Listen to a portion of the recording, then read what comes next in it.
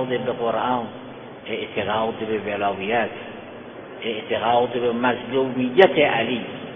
میدونید مظلومیت علی چیه؟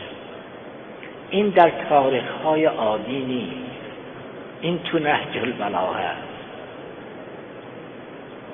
خیلی سخت است انسان اینها رو نقل کند، تحملش سخت است. نامه‌ای معاویه ملعون برای علی ابن ابی طالب نوشت. اون نامه در نهج البلاغه نیست، ولی جواب علی ابن ابی طالب تو نهج البلاغه است. معاویه خواست علی ابن ابی طالب سلام الله علیه را سرزنش کند. در اون نامه رسمی که از شام به مدینه آمد گفت علی یادت هست که تو را با تمام بستند و من ستردم. این علی که خاور میانه در اختیار او بود.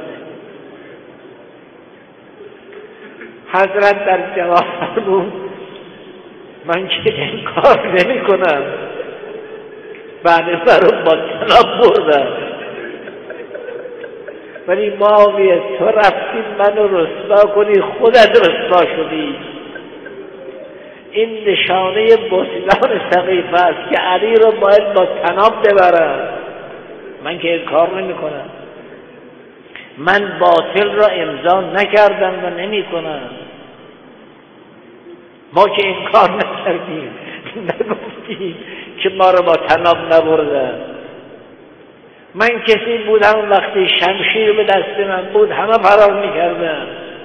هیچ کس اون شهامت را نداشت که در برابر من بایستد. اما برای حفظ اسلام من حاضر شدم دستمو ببندم. اردت ان تصلح فافتضح، رفتی ما رو رسوا کنی، خودت رسوا شدی.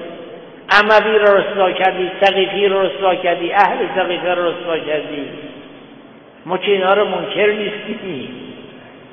این حرف تو نهج البلاغه.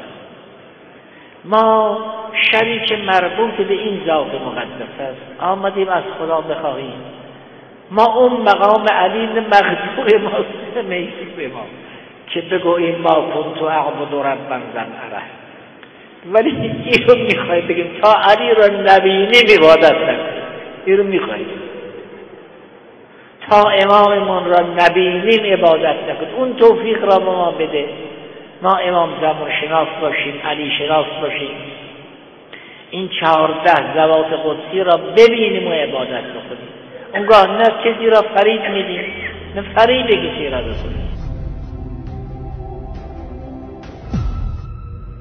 اینجا مرکز مقاومت است.